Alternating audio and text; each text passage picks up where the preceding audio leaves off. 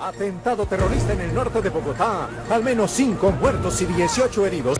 A este niño guerrillero de las FARC de apenas 10 años lo sorprendió la muerte en las afueras de Guayabetal.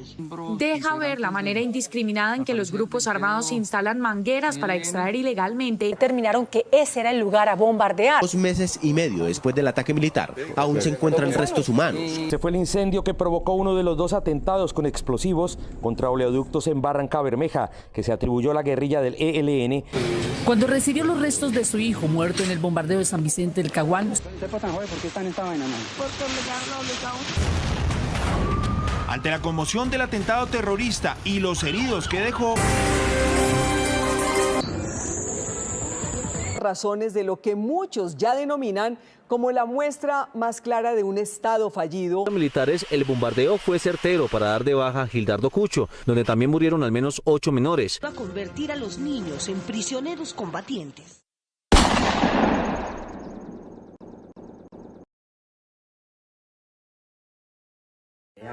Si es que yo cuando voy andino y compro cosas, o sea, marica, eso no pasa, weón, eso no pasa. No, la gente es pobre porque quiere, ya. Tienen que ponerse a producir y a esos guerrilleros tienen que matarlos. Cuando iba casi hacia mi finca, en mi Toyota, weón, eso no pasaba.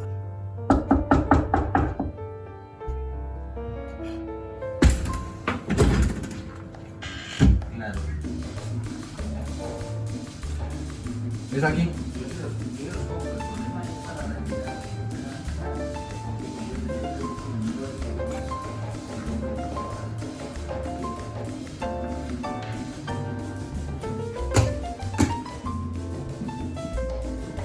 ¿Qué mierda son ustedes? Ya, socio, esto le voy a decir una cosa. La historia de Colombia y todo esto que nos rodea no es como usted la cree desde su celular, así no se ve.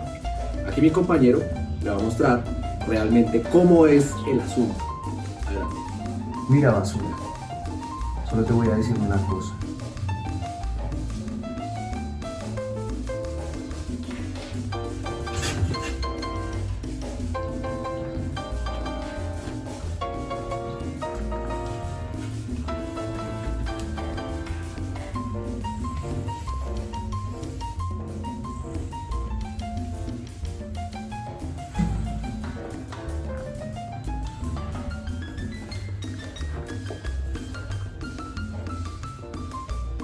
La historia de Colombia evidentemente es una historia marcada por la violencia,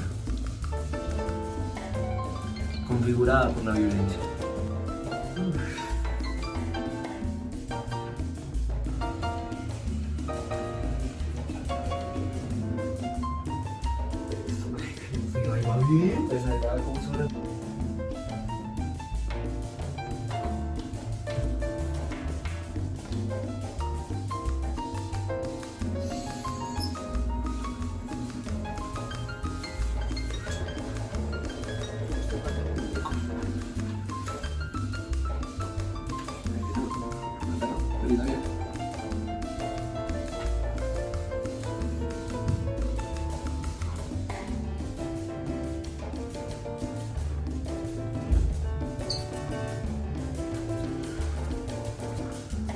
Nosotros somos la policía de la verdad.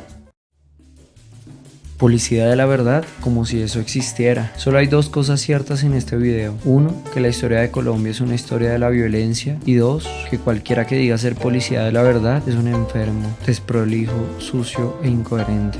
Miguel Ángel Rojas, desde 1972, lleva haciendo obras referentes a lo simbólico de la violencia, el narcotráfico, la corrupción, el desarraigo por la tierra, el conflicto armado y en general todo tipo de violencia. Es reconocido en el mundo, en las más importantes galerías, por este trabajo precisamente. En este caso, nos presenta el David, una reproducción que le hace referencia a Miguel Ángel, que evoca esa historia del valiente que venció al gigante y se convirtió en rey. Los músculos del personaje, su mirada esquiva y su postura estética nos recuerdan aquella magna obra. Sin embargo, la mutilación de su pierna izquierda nos deja ver que hay algo más. el soldado perdió su pierna en una mina antipersona. Desde 1990 hasta el 31 de mayo de 2016 se tenían registradas 11.542 víctimas de esta arma, 61% militares, 39% personas ajenas al conflicto. Las víctimas civiles en su mayoría son indígenas, afrodescendientes y campesinas. Un acto de guerra inhumano que excede la violencia, es la desconfiguración de todo un proyecto de vida al servicio de una guerra absurda.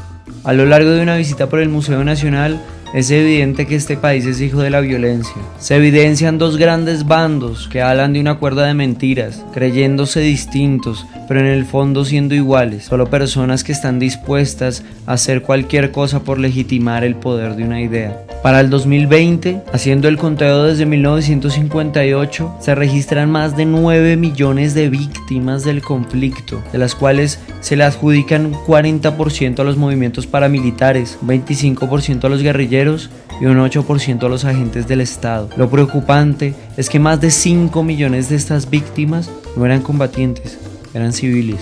Civiles como tú o como yo. No, civiles distintos. Civiles abandonados por el Estado. Civiles abandonados por esa tendencia a centralizar el poder, a merced simplemente del conflicto, en territorios donde no llega más que las posibilidades de la guerra.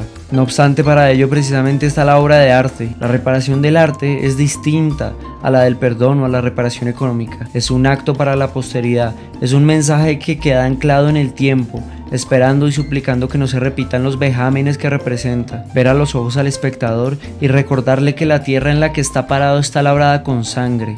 Invitarlo a que no haga parte de la repetición incansable del horror. Que los privilegios no te nublen la empatía.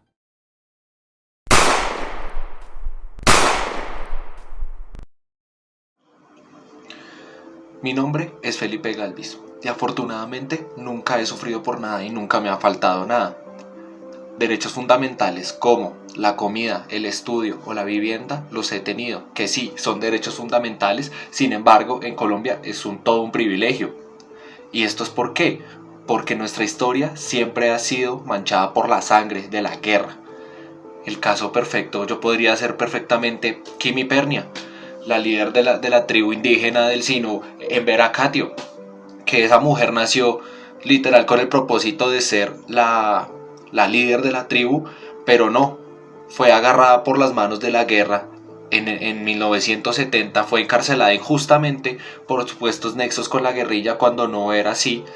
De hecho, la guerrilla tenía la mano sobre esto, sobre la tribu de Kimi.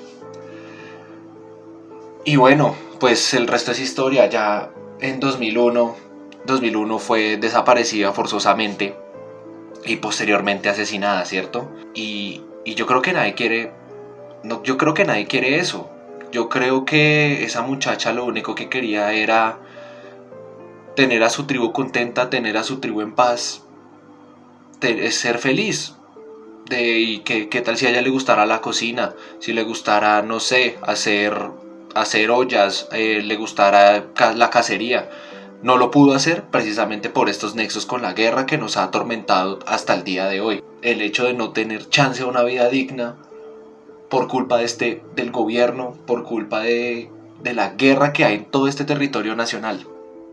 Hola, mi nombre es Valentina Granados, tengo 23 años, de los cuales jamás he tenido que sufrir ninguna necesidad. Gracias a mi familia siempre he tenido todo, siempre he tenido un plato de comida sobre la mesa, he recibido educación, tengo un lugar donde dormir. Pero quizás me pudo haber tocado la vida de Blancanieves Meneses, que en el año 2002 tuvo que sufrir el secuestro de sus 4 hijas por parte de paramilitares.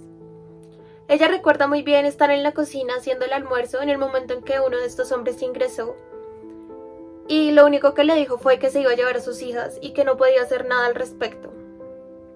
A partir de ahí pasaron 10 años en los que Blancanieves tuvo que pasar ese dolor irreemplazable, esa incertidumbre, porque no sabía dónde estaban, no sabía si estaban vivas, no sabía si estaban muertas. Y para la sorpresa de ella, el día que las encontraron, estaban en fosas clandestinas, con signos de tortura, signos de violación, y lo primero que se le pasó por la cabeza a Blancanieves fue Nunca pensé que me las regresaran así. Pero sí, así es. Así son las cosas en este país. Así es la violencia en este país.